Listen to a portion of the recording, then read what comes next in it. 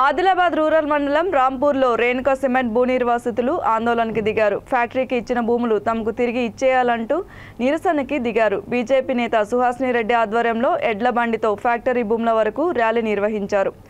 GO number 40 ప్రకారం 3 ఏళ్లలో factory నిర్మాణం పూర్తి చేసి నిర్వాసితులకి ఉద్యోగాలు ఇవ్వాల్సి ఉన్నా ఇప్పటి వరకు పరిశ్రమ యాజమాన్యం పనులు ప్రారంభించలేదని మండిపడ్డారు. భూ నిర్వాసితుల ర్యాలీని పోలీసులు అడ్డుకునే ప్రయత్నం చేశారు. తమకు న్యాయం చేయాలంటూ బాధితులు సీఐ కాళ్ల మీద పడ్డారు. ఫ్యాక్టరీకి ఇచ్చిన తమ భూములు స్వాధీనం చేసుకోవడానికి అనుమతి ఇవ్వాలని పోలీసులని వేడుకున్నారు.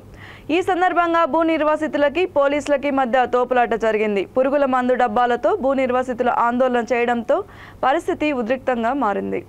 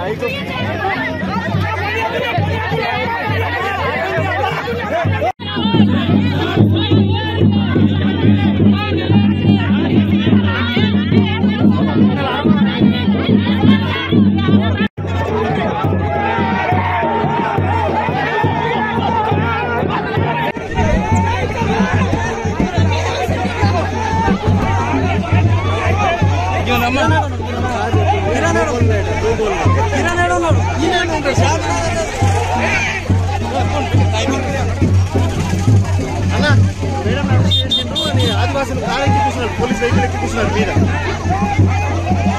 పంపిస్తున్నారు. జరగ